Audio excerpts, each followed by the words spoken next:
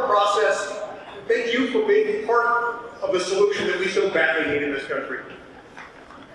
You know, there are a lot of people who are content to just stay home, to yell at their television, or type hate into the internet, demanding change, but taking no action.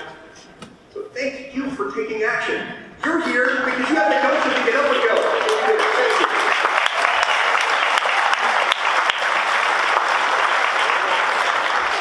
You've also got the spirit and the will to defend the liberties that make this, our nation, our country, the greatest civilization human history has ever known.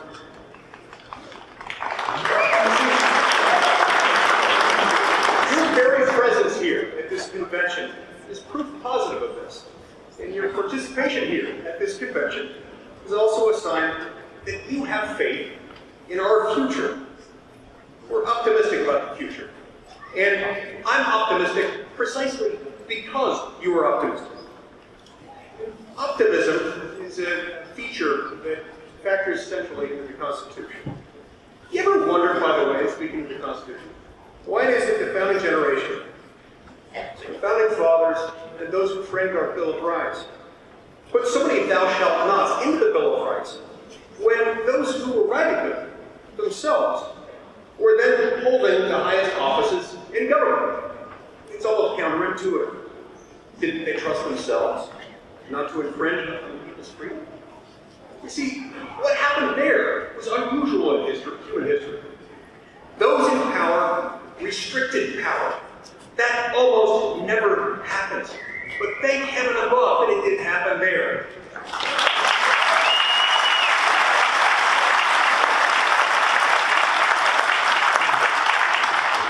So I have to ask from time to time, what exactly are we to infer from the founders' insistence on ensuring that their then fledgling government, quote, shall make no law respecting an establishment of religion, that the right of the people to keep and bear arms shall not be infringed. Secure from unreasonable searches and seizures shall not be violated. This, of course, was fairly peculiar behavior from a bunch of very victorious revolutionaries, then wielding the levers of government power. I mean, who puts shall not restrictions on their own power? Shouldn't the American people have just decided to trust indefinitely their newly established government? After all, these same people who are writing this stuff, they had just defeated the world's greatest superpower. And they did so while yelling, freedom!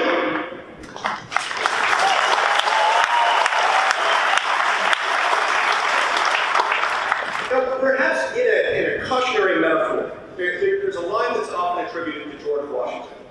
And I hope, and I'm willing to assume for our purposes here, that he in fact said this.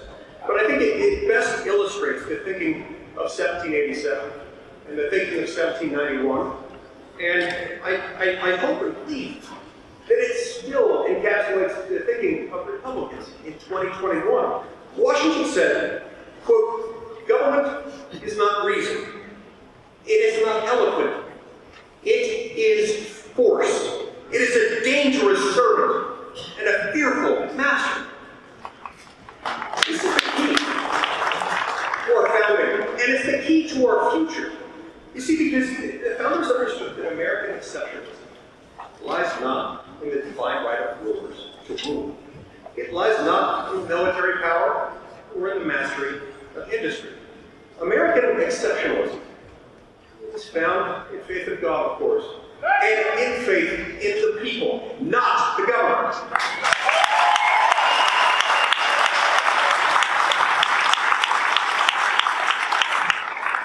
Because faith in government, in imperfect human rule, and in the authorized blunt use of force, which is what government is, means tyranny. And faith in the people means freedom.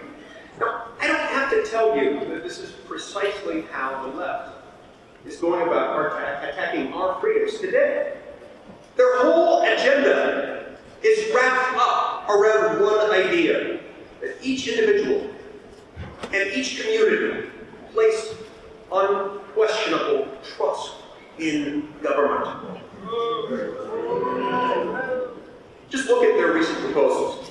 They're pushing to destroy local control over elections through H.R. 1, the deceptively named For the People Act.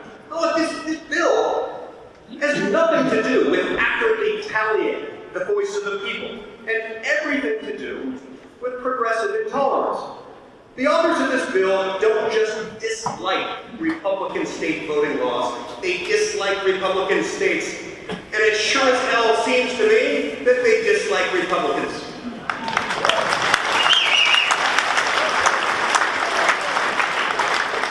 And next, liberals just outlined their next plan. Their plan to pack the Supreme Court of the United States. To add for the first time in more than a century and a half, a number of justices, increasing it from 9 to 13. And in the process, if they do this, they will destroy judicial independence. Look, despite its faults, and despite the fact that our federal judiciary sometimes makes mistakes, I'll put it up against any of its kind anywhere in the world. It is the most independent, fiercely loyal judiciary we know of.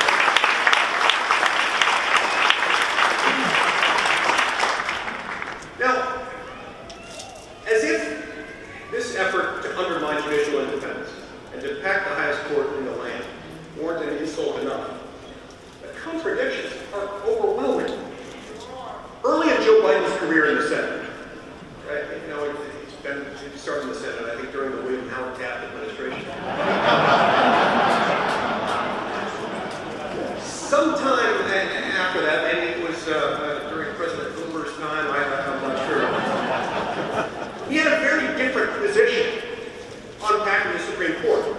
A very different position than the one that motivated him to put this commission together, to look at packing the court. Here's what he said. He called it a boneheaded idea. His words, not mine. Referring to FDR's misguided, and I believe very, very wrong idea. An idea that he pushed forward in 1937 and that mercifully was rejected. Biden said, quote, it was a terrible, terrible mistake to make, and it put in question the independence of the Supreme Court of the United States of America. He was right then, he's wrong now.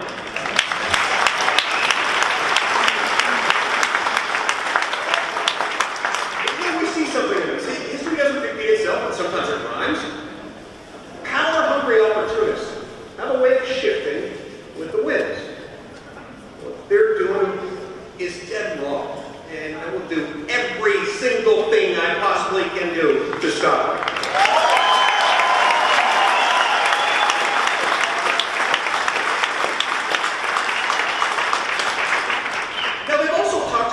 Getting rid of the Electoral College and making the District of Columbia and Puerto Rico states. Now, do these ideas have anything to do with fairness? Not at all. There's nothing to do with fairness, nothing to do with representation. The left pushes for D.C. and Puerto Rico state voting.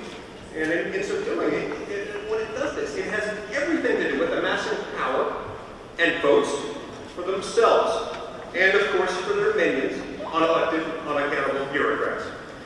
So why is it that when the Senate is split 50 to 50, Democrats do everything they can to try to break the system, change the rules, rather than trying to work harder to persuade their fellow Americans? See, persuasion is hard. Coercion, they think, is easy, but it's wrong, and it makes for bad government. But look, the fact is that in our system of government, in a constitutional republic, the power is in the people. Sometimes those in power, therefore, view people as the obstacles. We can't let them see us that way. Woo!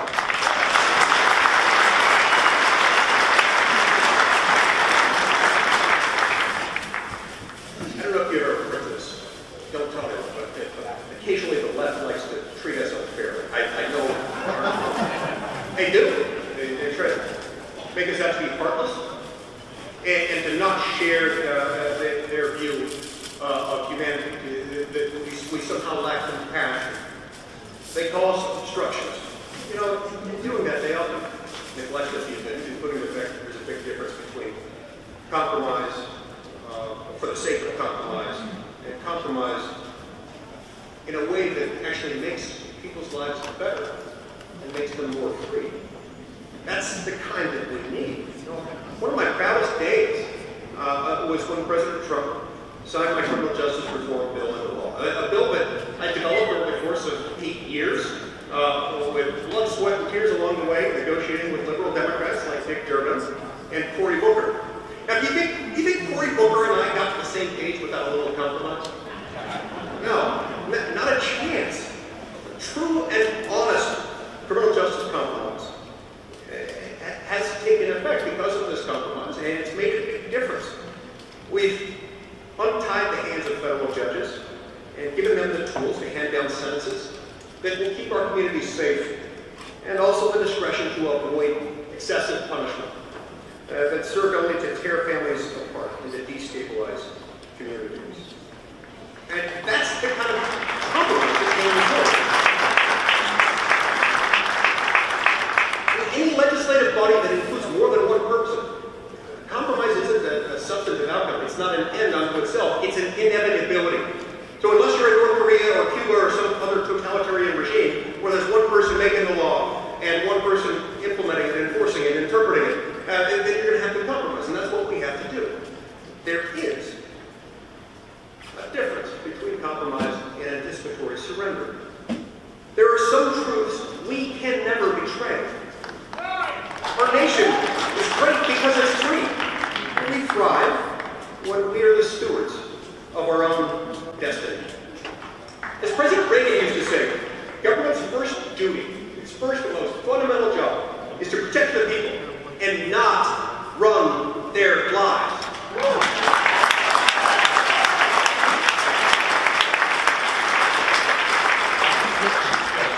You see, that president understood the proper relationship between government and we the people. Today's expander-in-chief most certainly does not share that view.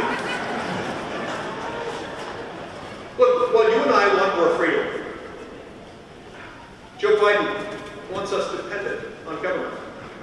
Well, we want to protect the Supreme Court. He wants to pack it. Well, he wants to extend lockdowns.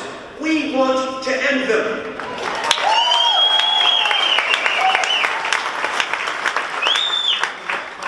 By the way, the CDC, Centers for Disease Control, I don't know whether it's just me, but has it ever seemed like the Centers for Disease Control is all about the control and not much about the disease?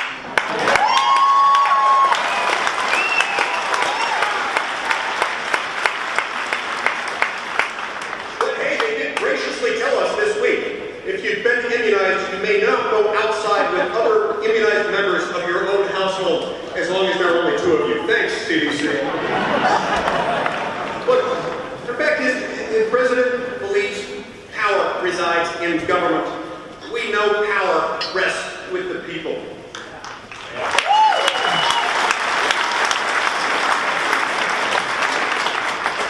There's great power in this room right here, right now, today.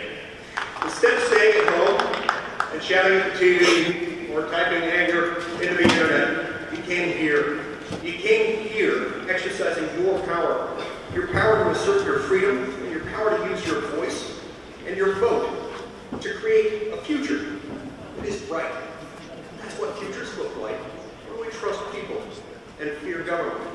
You see, when a politician tells you, you need me, what he or she is really telling you is, I need you, not the other way around. Government exists to defend us and protect us. We don't need it. Politicians need us, and without us, they're powerless.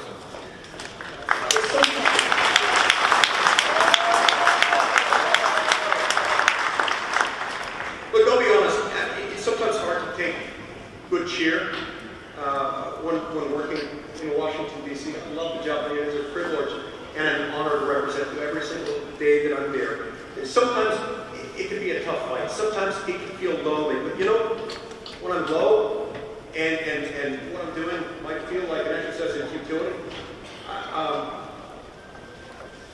buoyed up by you. You remind me that we march shoulder to shoulder in this battle, and I'm honored to know you and privileged to serve you. Thank you.